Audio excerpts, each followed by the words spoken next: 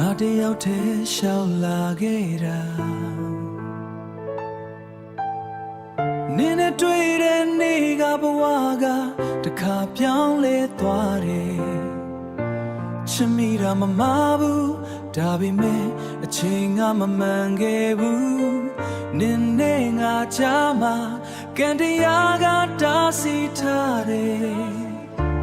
နင်းနဲ့ပြန်ဆုံးဖို့ရာနောက်ဘဝတစ်ခုများလို့အမလားဒီဘဝထဲမှာတော့နေနေပြီလက်မမီနိုင်ဘူးလက်ချင်းကိုင်းချင်နေ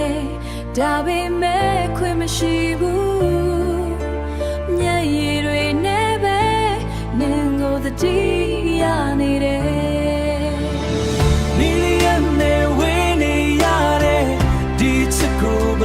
ခေါ်မလဲချစ်တယ်ဆိုတဲ့စကားတော့နားထောင်ခွင့်မရတော့ဘူး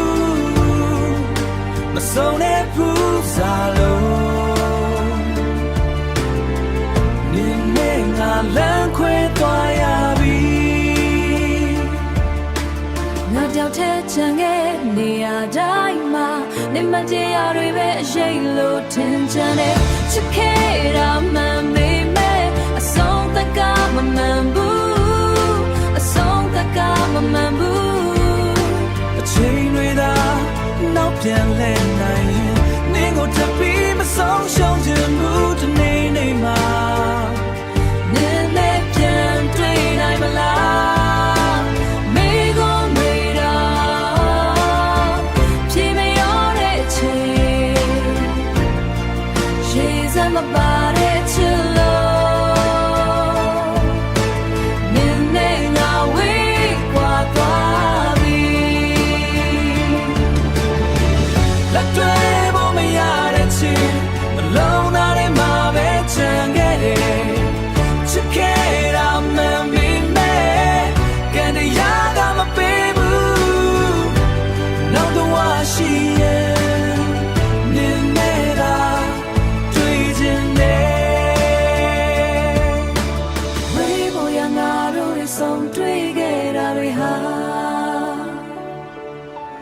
မတရားတွေဖြစ်နေချင်ရခဲ့နာချင်မှုနဲ့ချင်နေခဲ့ပြီ